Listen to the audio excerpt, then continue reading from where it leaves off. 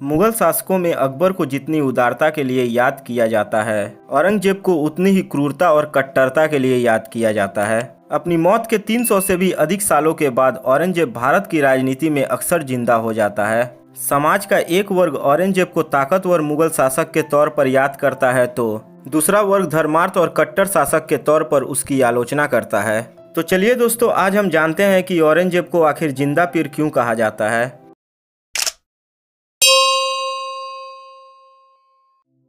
औरंगजेब को मुगल बादशाहों में सबसे क्रूर, निर्मम और अत्याचारी शासक कहा जाता है। इन सब बातों के बावजूद औरंगजेब में कुछ गुण भी थे। वह एक अच्छा सेनापति और चतुर राजनीतिकार था। महान मुगलों में वही था जो यथासंभव सादगी में रहने का प्रयास करता था। औरंगजेब हिंदुओं पर जजिया कर लगाने के लिए बदनाम है। जजिया कर एक टैक्स होता था जो गैर मुस्लिमों पर लगाया जाता था।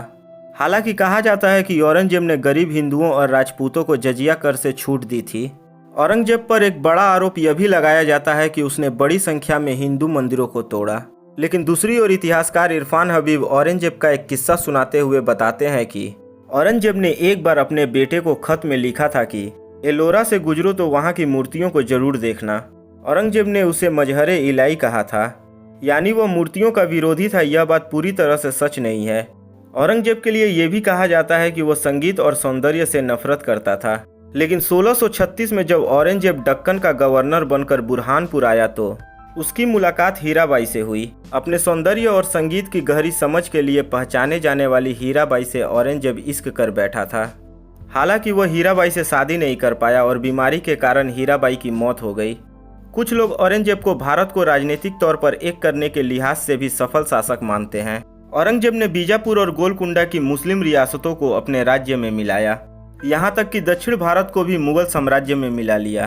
केरल और असम के कुछ क्षेत्रों को छोड़कर अफगानिस्तान से लेकर दक्षिण भारत तक और गुजरात से लेकर असम तक मुगल साम्राज्य का विस्तार किया था। औरंगजेब को खाने का खूब शौक था, लेकिन बड़े साम्राज्य का शासक बनने के बाद औरंगजेब मांस से परहेज करने लगा था। उन्हें ताजे फल बेहद पसंद थे और वह आम के बड़े शौकीन थे। औरंगजेब कट्टर इस्लाम धर्म को मानता था, लेकिन वह हिंदुओं से बहुत नफरत करता था। यह बात पूरी तरह से सच नहीं है। औरंगजेब खाने पीने, वेशभूषा और जीवन की अन्य सभी सुविधाओं में संयम बरतता था। कहते हैं कि वह अपनी ज़रूरतों को पूरा करने के लिए कुरान की नकल करके और टोपियां सीकर कुछ पैसा कमाने का समय निकाल लेता था।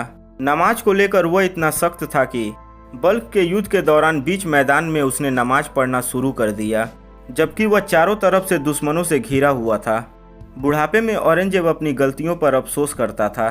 अपने बेटे कामबख्श को लिखे पत्र में उसने कहा था कि अल्लाह को याद करने के सिवा मैंने जीवन में जो भी किया वह व्यर्थ ही किया है।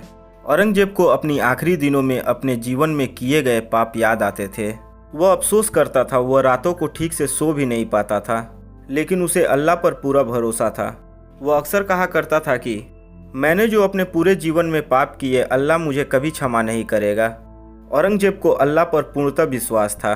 दोस्तों, यही कारण है कि औरंगजेब को जिंदा पीर कहा जाता है। तो दोस्तों, यह जानकारी आपको कैसी लगी कमेंट बॉक्स में लिख कर हमें ज़रूर बताना। अगर यह वीडियो आपको अच्छी लगी हो तो वीडियो को लाइक करें, अपने दोस्तों को शेयर करें और अगर आप सूर्या टॉक चैनल पर नए हैं तो चैनल को सब्सक्राइब करके बगल वाले बेल आइकन को जरूर दबा दें ताकि आने वाली वीडियो का नोटिफिकेशन आपको सबसे पहले मिले। तो दोस्तों, मिलते हैं अगली वीडियो में। जय हिंद, जय भारत।